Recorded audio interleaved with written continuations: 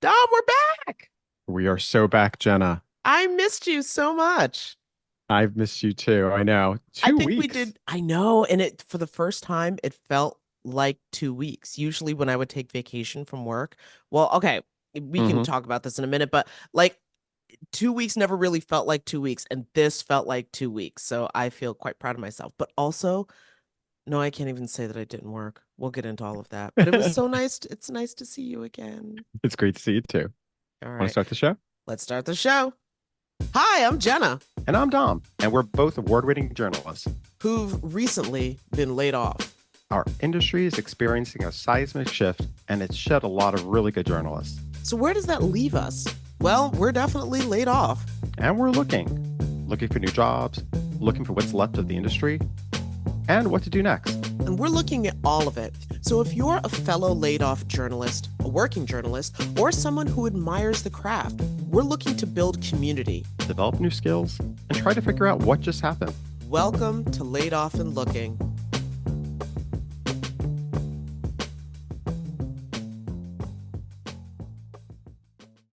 Yeah, so I don't idle well is I think my headline for our 2 week break. I still did a whole lot of stuff. I didn't I my intent was to just like, chillax and Hmm. like it's summer and it was like I mean it was summer like we had that nasty heat wave on the East Coast that Yeah. poached everybody. But yeah, no, I failed at the Uh, I did don't do not. I mean, anything. I feel like it was definitely a real sort of needed break just to sort of decompress a little bit and kind of, I don't know, get thoughts together, enjoy some downtime and Yeah. not feel so it was important because I think obviously sometimes when you are unemployed, Mm-hmm. you have there's a lot of other stress that seeps into your world. Oh, Right. completely. I mean, um, so then all of a sudden it's like, okay, you know what? Yes, the stress will still be there, but I still need some time for me. So it was nice to kind of Yeah. just, yeah, It was unplug a little bit. complete like yeah, it was decompressed from like the unemployment part of it, decompressed from like starting up this podcast thing, decompressed Hmm. from like all of it. And even though I didn't completely put it all down, but still, Hmm. yeah, just giving myself some space really like there's been a lot that I feel like I've learned in this, I don't know, pause, whatever the hell you want to call it. And one of them is how badly my body needed a break. Hmm. Like I have Yep. been, I mean, to be perfectly honest, I think I've been working ever since I got a worker's permit when I was, what, like 15, 16. Wow. And then it was like work and go to school, I know. and then like work through college. And then as soon as I mean, I was working anyway, and then I was working like multiple jobs right after college. And then, like, I mean, I've been hustling this whole time, the You whole know, and that's time. part of this culture though. And listen, of course, trying to sell people off of working hard is an important. I grew up on, I had immigrant parents from Italy, Mm, and they instill that in you and the idea of working hard. And, um, but I also think, and you look at the culture we live in right now, everything's about hustle culture. And I think while it is important when you're starting a business and you're doing things to try to do something for oneself, you also have to know how to balance that with some type of break. I think there's this fallacy that unless you're working 24 hours a day, 7 days a week, that you won't hit it. And you know, I think that's you burn out. You don't enjoy sometimes what you're yeah. doing, and that becomes a problem too. So this is really important to take these moments, whether it's a weekend sometimes too, and maybe it's not every weekend, maybe it's every other weekend, but you really do have to embrace taking that time for yourself, no matter where you're at in life. Oh, I think it's completely. I'm important. constantly preaching that to my mom friends who are always just like, I can't take a break. I have kids. And I'm like, I understand, but like, you are a better mommy when you are fully functioning. If you're just like coasting on fumes, you know, then those tend to be the moments where like afterwards I will hear from somebody and be like, I'm a terrible parent. And I'm like, no, you're not. You're exhausted. Those are two different things. It's true. You end up feeling guilt. And I think Yeah, that's the I thing. get that's a real core tenet of motherhood But is even guilt. being unemployed, there's that sense of guilt, like I'm not doing enough. I'm Oh not, my God, that's 100% right? unemployment. You haven't applied to enough jobs. If you haven't found a job, it's because you haven't applied to enough. And I think it's a very different climate right now, especially for people who are experiencing job shortages in their fields. Mm-hmm. There's a lot more competition. It Mm-hmm. might mean a lot more people having to pivot. Obviously, we've been focused so much on journalism, but there are other industries that are going through the same stuff that we are going through. Oh my God, people who, I mean, first of all, I would say just creatives, period. Hmm. It's almost as if every manager was just like, oh my God, AI can do it. I'll just get rid of all these people.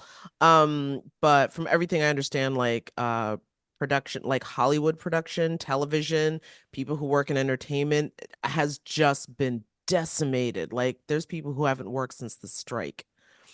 Tech And industry is going through stuff too, yeah, and tech has been like, and they've also been, well, from what I understand, and this has just been from a handful of articles that I've read, is that a lot of the, so remember how all the tech companies just sort of exploded on the scene? A Mhm. lot of that is because they had insane amounts of venture capital funding behind them. And so basically now it's almost like pay the piper time where they have to, these, people who invested in these companies want to see returns on their investment. And, part of the allure of coming to work for these companies, and of course, hustle, like when I say hustle, I mean working like 60 maybe 70 Yep, hour weeks, like sleeping at, so they made these workplaces like amazing, like you yep. don't ever have to leave. And now it's like, okay, these huge salaries, they gotta go, all of these Yep. amenities, a lot of them gotta go, etc., so that we can make sure that we have the money to start paying these people back. But isn't that kind of something that every industry does in the sense of like I even look at I'm not when I excusing, I'm just oh explaining as I no, understand it's like it. they I mean like they I look at even remember when streaming started and it was cheap.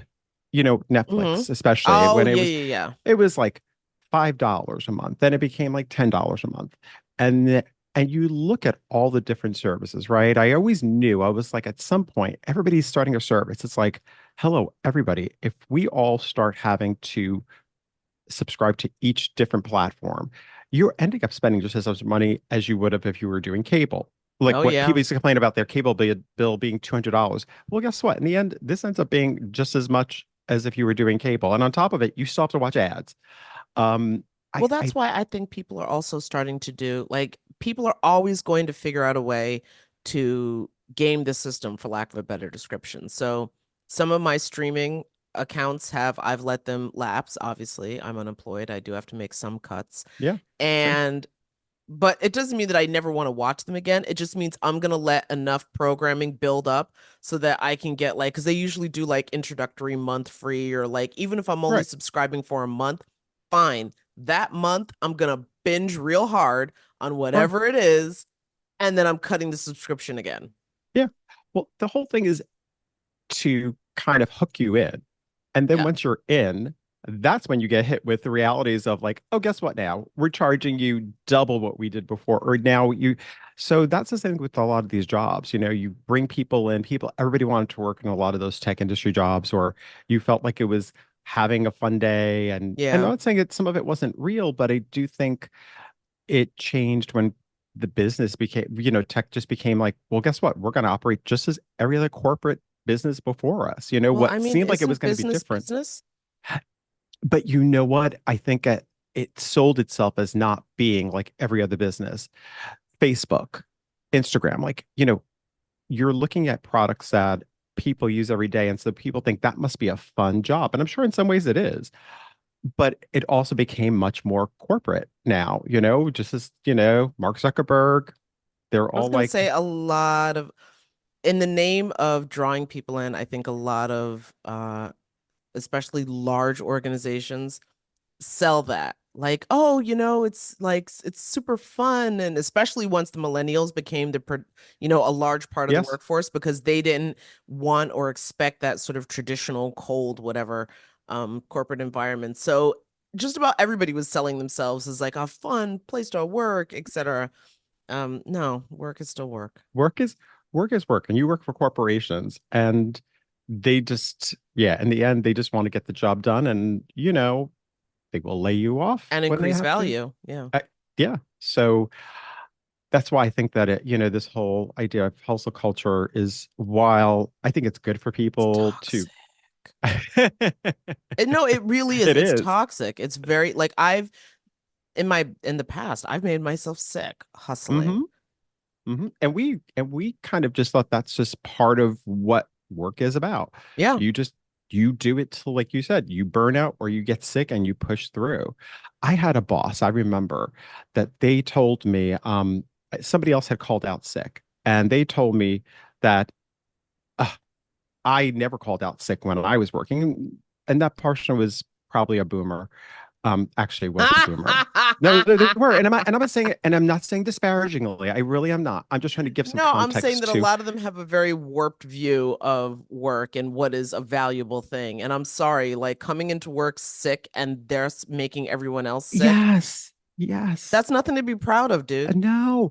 And they told me back then, they were like, "Oh, yeah, you know what? Like, I would come in even if I had 102 fever. I would, mind you, I was like, yeah, sure, of course you did, but exactly what you just said, though, like you're getting like it doesn't make sense, and there is a culture in there that's just like, just keep pushing through, and there isn't, the idea that people want corporations or people they work for to actually have to treat them as human beings has become kind of like, what are you expecting from us? Can you No, just treat me like a human? it's You're asking it for too much love. You're asking for apparently people don't want to hear that. It's sort of like, I think I told you, or maybe I know I didn't, because there was something I saw on LinkedIn, and somebody wrote things that were considered perks at jobs that really should be considered part of, just the basics of what you get out of a job. And that being certain things like, 401ks and healthcare, and these things that are what um about knowing how pensions? much carryovers of your PTO time and those types of things. And like, how can you, all these little things that I'm like, oh, coffee, having free coffee and tea Mm-hmm. um at the jobs. And somebody wrote in, you know, you don't, well, sorry, but like, why should the corporation invest in you for your retirement when you're not going to care about what happens to the corporation after you leave? And I'm like, hello, like, it's, I, you asking people to put in 110% of the job, and yet at the same point, you don't want to really compensate them fairly. It's annoying. Well, but that's also, I mean, that's just I know. unfortunately, that's good business because your employees are a resource Yeah. and you use that resource up if necessary. Toss them out. And yeah, no. And then when it's like Yeah. used all the way up, then you replace the resource. Yeah, that's anyway. Yeah. Well, so to the stuff that I've been up to because I can't sit still. Um, for people who are in the New York State area, all of New York State, um, may very well start hearing me on the radio again. Specifically, I will be doing some freelance reporting about our state capital. Um, I can't say ground zero of corruption, but like there is no, seriously, at the because I used to cover Albany before, and there Yes. was a counter at the Legislative Correspondence Association, basically, which is actually where I met one of our former guests. But the point is that it was so many days with no indictments or something like that, and they'd constantly have to reset it because politicians in Albany were constantly getting arrested or indicted or all kinds of stuff. So, but anyway, yeah, we've got a big story in the New York metropolitan area, and that of course is congestion pricing for anybody who might be listening outside of the area. That is where beyond a to ease the congestion of traffic in New York, which I'm sure, Dom, you are very well aware is just Hmm. nightmarish. Hmm. So to ease that, the plan was to charge people to drive past a certain point. I can't remember which street it was. I think it was like 68th Street or something. Hmm. If you go south of that, then you would be charged an additional, I don't know, 15, $20 or something like that. And the plan was literally all set to go in motion. I mean, everything. And then at the 11th hour, our governor, Kathy Hochul, was just like, psych, and pulled it off the table. Leaving a few people, including our Metropolitan Transit Authority, aka the MTA, a touch annoyed with her. So I'm sure that'll be a story to follow, but basically, I will be filling in for a legendary New York State reporter, Karen DeWitt, who has rightfully and justly retired. She's taking her time. I think she's actually left the country, to be honest. And Good for her. yeah, so that's one of the things that I'll be doing. Yay. So that's awesome. Yay. Congratulations. Thank Well, you. you definitely have been really busy. So let me tell you one thing I have been busy with is watching Love Island USA. Oh my, I never have time for those things. Jenna, you just find time I mean, I put that on at like 10, 11 o'clock at night to go to bed too, because those are the perfect things to put on and go to bed too. I'm not mad at it. I love it. It's just so I've never watched it before. It's the first time I've ever seen anything like this. Well, Um, one of my friends talked me into watch. Oh God, what is that Netflix show where they ha date blind dating or date or whatever? It's not Love oh Island, but yeah, yes. It's the one where you actually don't see the person, they're yes, behind the wall. yes, I yes. watched the first season of that years ago. Um, Yeah, it was good the first season. Then after a while, I fell off with it.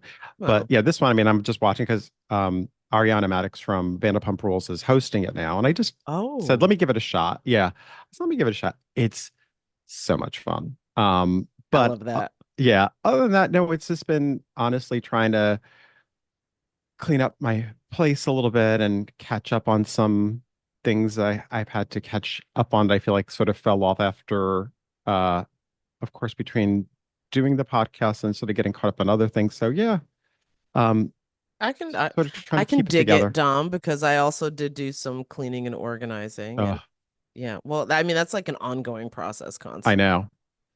But yeah, some of that, networking. Oh, sorry. I also went to the New York Association of Black Journalists Awards Gala because my podcast, After Broad Market, was a finalist. And drum roll, I didn't win. Oh, you won.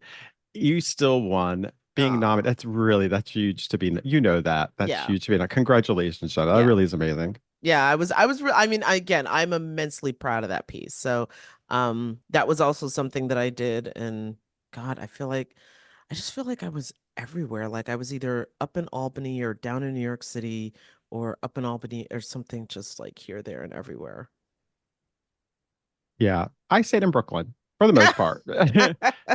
Maybe I went to the city one time. It's just been, yeah, again, that heat wave too kind of knocked me for a loop. But It yeah, actually, like, I reached a point where I was just physically ill, like just from eh, I just could not get up and go out, and I can't. It was rough.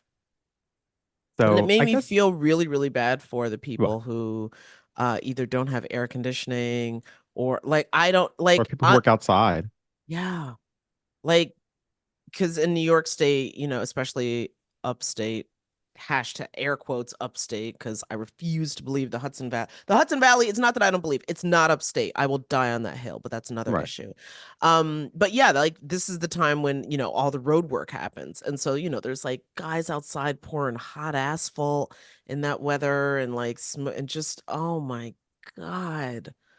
Yeah. No, that was a lot. That was a lot. And and that it's not even really, that wasn't even summer yet. Like it's just the beginning. So Well, I I'm like, heard that Farmer's Almanac, oh my God, I sound like oh, such a bumpkin, but the Farmer's Almanac did suggest that this would be a long, hot summer. Hence my getup today with the tank top and the arms out and everything else out, I but it's hot. It's hot.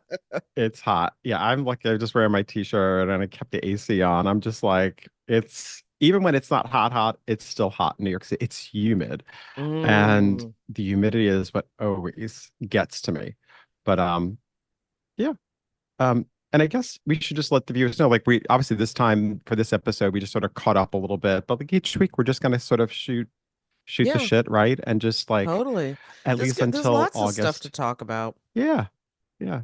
In So fact, between now and next week, a big news story is the first and I don't know, maybe only presidential debate is going to take place. I like did people are already speculating. They're just like, I mean, if they both show up for this debate, and then why would they do another one? Because there's really nothing holding either one of them to it, and da da da da da. And the whole thing is deja vu. And I don't think anyone in this country, I think people are voting for reasons other than the candidates. now, just so the listener and viewers or whoever are listen, paying attention to us right now, like I want to retape this before the actual first debate is happening. Oh, that's right, So, because this airs on Friday.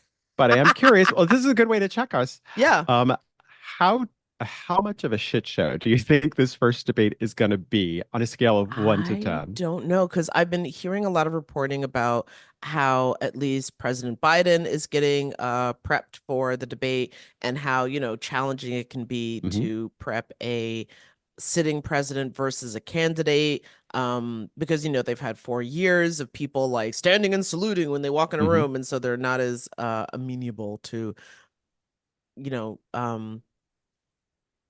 I don't just want to say criticism, but helpful criticism. My brain just fried. Constructive Well, criticism. There we go. They're not as like open to that stuff. But I've also heard in reporting that former President Trump, his people are saying we don't need to program him. Now, I don't know if that's a we don't need to or we just can't announcement, but either way, it should be interesting. What I do like is that let's see, there's no audience, so that also yep, helps because now you're not yep, playing to an audience yep. for laughs or applause. So I think that'll actually help, or at least I think. I don't know. Okay. I like the microphone thing. Yes, that you can mute them. I That love I that. love. I Mute, love. mute, So mute. I Jake love it. Tapper and Dana Bash just like smashing the mute button like on that The Voice show where they smash the that's what I'm envisioning. That They I should put them in the love. spinny chairs. Yes. That You would know, be great. No, seriously. So like they just S- asked spin around and smash the mute button. I told you to shut it's like you've up. been put, you get like, or you get pulled back. How about this? And they dim your light. So Ooh, you sit in the dark for, you know there what? you go. Sure. I'm sorry. I mean, listen, this is even like what you were saying about being, whether it's anybody, I mean, should be open. I don't care what sitting president, former president. Yeah, you should deal with a little constructive Oh, criticism. complete. Everybody needs to Everybody learn should. how to Yeah. deal with some shit. You know what I mean? We all have to. But I'm really curious. I mean, what I don't know, but for me, this is the first time not having to and ages where I haven't had to cover that I know a presidential Yeah. election, and this is kind of exhilarating because I can just watch it and have my opinion and just sort of not really care about how do you reporting on this, how it's, I mean, um, at least for me, it's like I'm just taking it in as a civilian voter who's just like, okay, let's Well, see I what you have got. one more confession to make, and that is that I took a freelancing gig I know. moderating this. So like I will be working it, but still though, I am super curious to see what Oh, plays so out. give me a rating of from 1 to 10. What do you think? How